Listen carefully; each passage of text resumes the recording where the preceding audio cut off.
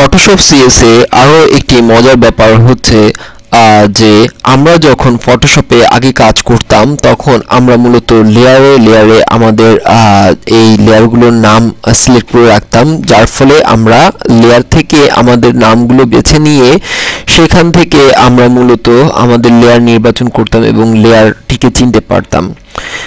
আর Photoshop CS এ আরো একটি নোটের ব্যাপার রয়েছে, সেই নোটটি হচ্ছে টুলসের যে নোট। এই টুলসের নোটে এসে ইচ্ছে করলে আমরা খুব সহজেই নোট তৈরি করতে পারি, অডিও এবং টেক্সট নোট।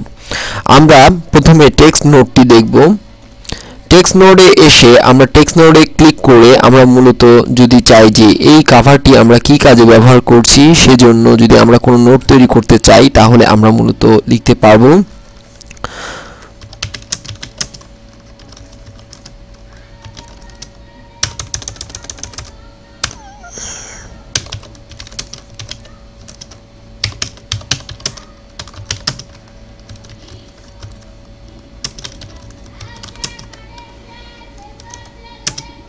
এবার আমরা দেখতে পাচ্ছি যে আমরা আমাদের এই নোটটি রাখলাম এবং এই অবস্থায় যদি আমরা ডাবল ক্লিক করি তাহলে মূলত আমাদের নোটটি হিডেন অবস্থায় থাকবে।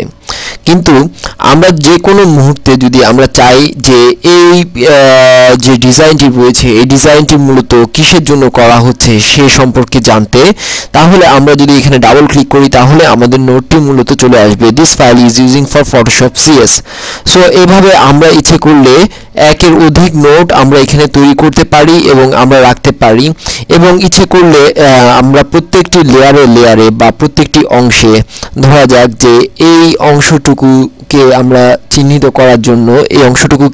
করার জন্য যে এখানে কয়টি লেয়ার ইউজ করা হয়েছে তার ব্যাপারে যদি আমরা ইনফরমেশন রাখতে চাই, আমরা ফটোশপ সিএস এর মাধ্যমে এই কাজটি করতে পারবো। আর যদি আমরা সরাসরি কোনো সাউন্ড ডাটা নোট রাখতে চাই তাহলে আমরা এখানে এভাবে আমরা সাউন্ড রাখতে পারবো। এবং এখানে আপনারা দেখতে পাচ্ছেন যে এখানে ক্লিক করার সাথে সাথে লেখা উঠছে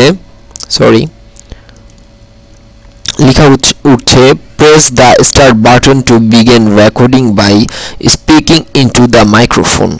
অর্থাৎ আমরা স্টার্ট বাটন প্রেস করার সাথে সাথে আমরা মাইক্রোফোনে যা বলবো মূলত তাই এখানে রেকর্ড হবে এবং সেই হিসাবে মূলত আমরা ব্রিফিং দিয়ে যাব এবং সেইভাবেই এখানে থাকবে।